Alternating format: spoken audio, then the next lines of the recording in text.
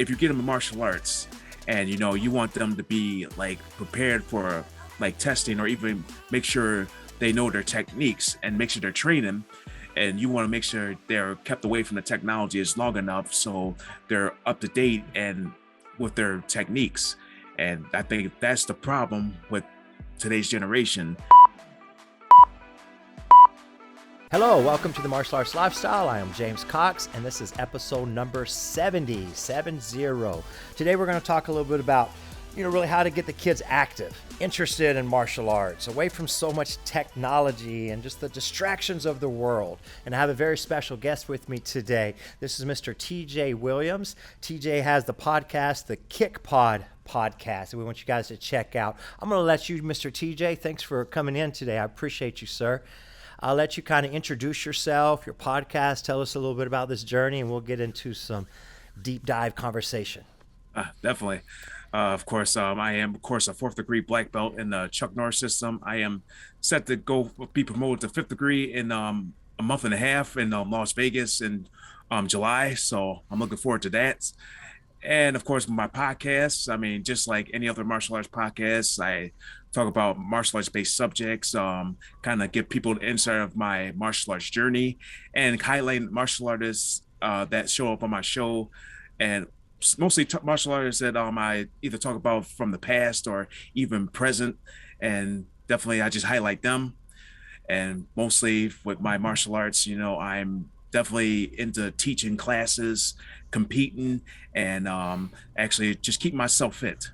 Yeah, that's it, right? It's the package of the mind, body, and spirit is what we want to accomplish through the martial arts. And even more powerful that we're able to pass it on to other people. If it's physically teaching, if it's out competing, if it's online doing these podcasts and interviews and videos, that the strength in numbers, right? So the martial artists coming together.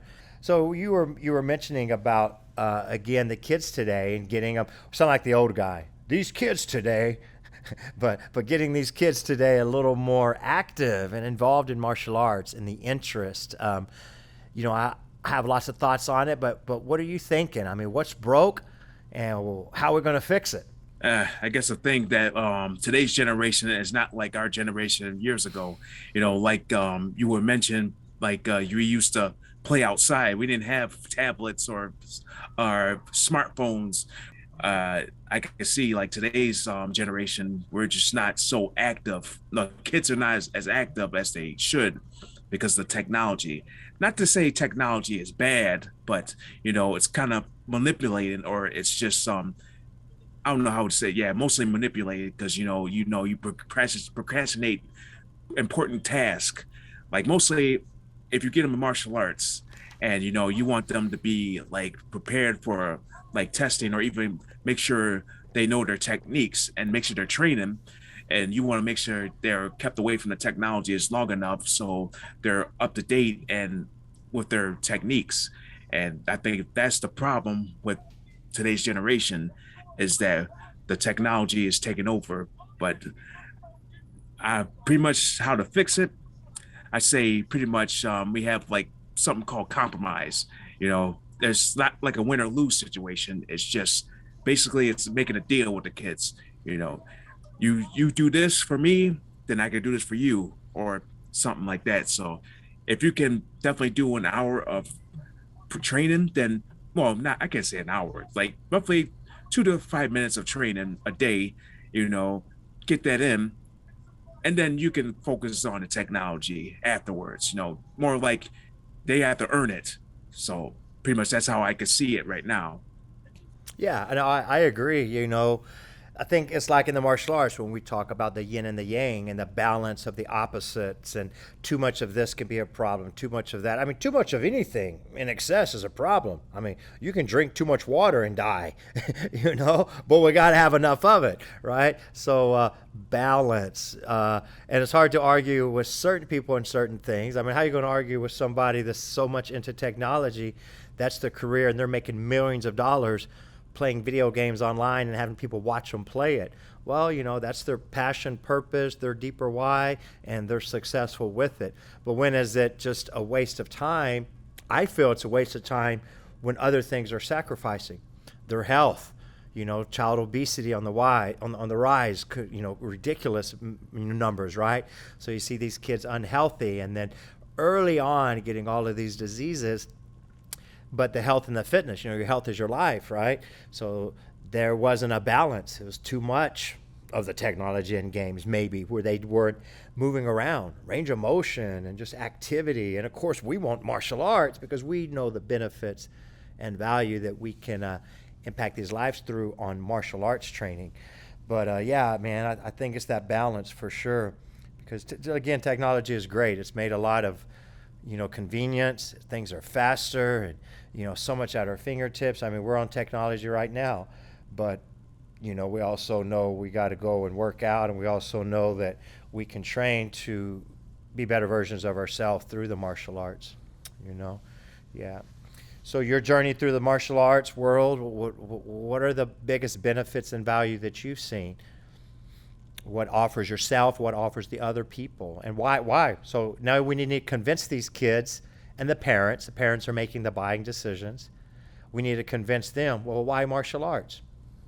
Well, of course, I grew up when let's just say I grew up with a condition, ADHD. I wasn't academically motivated as I am now. And mostly I felt martial arts kind of got me out of that shell. Usually before I wouldn't be able to talk to somebody directly, or actually wouldn't talk to anybody on the phone, or just call somebody, or just really just try to ask for help. I thought I can pretty much do things myself, but yet in this case, I was pretty much stuck in like a academic let's see how can I say deficiency. Yeah, so I felt like martial arts is like, because I grew up watching martial arts movies, TV shows, cartoons.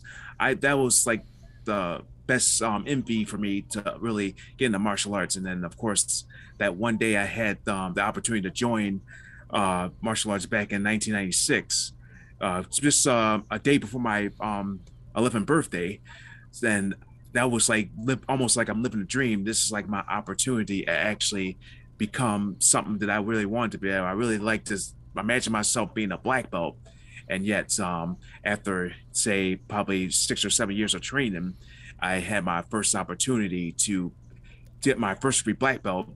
Yeah, pretty much after a homecoming football game, which I luckily I didn't get hurt, but nevertheless, that was that greatest dream that I actually accomplished, is becoming a black belt. And from there, I just developed my love into martial arts. I wanted to get better at what I do. If I can accomplish being a black belt, then I can accomplish everything else, other than just martial arts, like fitness, just going out there and talking to people, getting my own job, get my own car, everything. So I tell these kids that that's the benefit that you're going to get with martial arts. If you can do martial arts, if you can like do everything that you are taught, imagine you can do anything else in the world. It's just a matter of you actually taking the time to learn. So that's pretty much how I see it right now with these kids, is just telling them, convincing them that it's not that hard to learn. I mean, it's priority over fun. Yeah, right. Yeah, no, I hear what you're saying, man.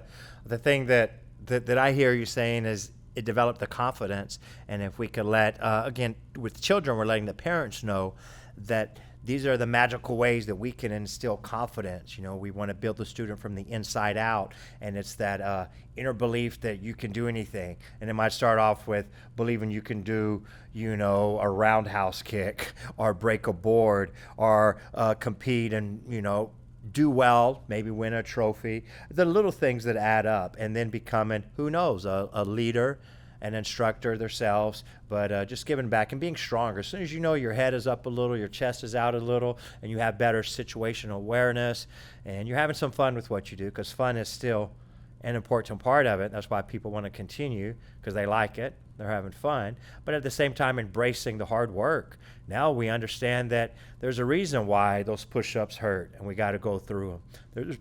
There's a reason why you sit in that horse stance for a period that seems like a lifetime, and you want to quit and give up, but you have enough perseverance to go through the bad to get to the good, right?